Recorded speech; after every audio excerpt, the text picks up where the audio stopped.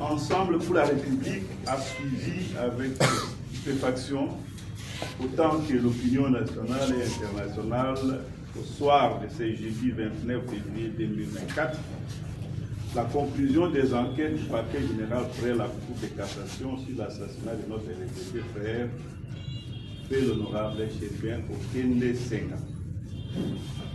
L'on se rappelle qu'au début de la procédure d'enquête, en date de 13 et 19 juillet 2023, le procureur général près la Cour de cassation, M. Firmin Bonde Mambou, avait fait des communications de presse aussi précoces que surprenantes qui tentaient d'orienter l'opinion dans le sens voulu par lui, affirmant déjà que l'honorable Chéribin Okende était tué par une balle tirée par l'arme de son garde de corps retrouvé dans sa voiture, en tentant d'incriminer d'emblée des personnes de l'entourage de la victime.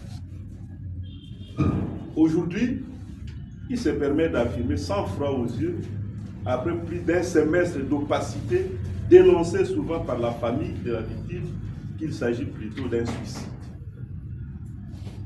Quel cynisme!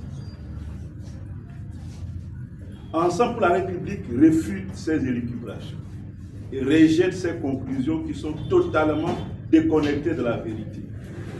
Ces genres de comportements au sommet de l'appareil judiciaire confirment que notre justice, gangrénée par l'incompétence, la corruption et l'immoralité de nombreux de ses animateurs, est plus que malade, comme le rappelle souvent le président de la République, Félix Tshisekedi lui-même.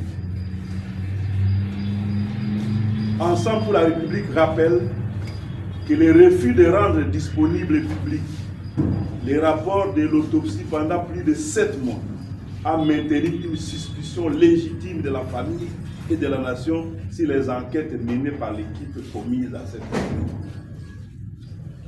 Tout en condamnant fermement la tentative d'occulter la vérité, Ensemble pour la République continue d'exiger que justice soit rendue à Chéribin Okende et que sa mémoire soit honorée et respectée.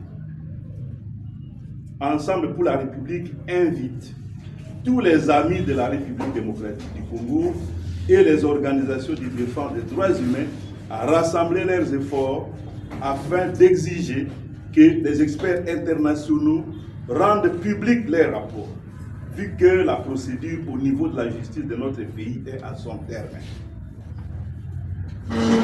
Ensemble pour la République appelle tous les Congolais épris de justice à rester mobilisés pour des manifestations imminentes contre un système judiciaire immoral.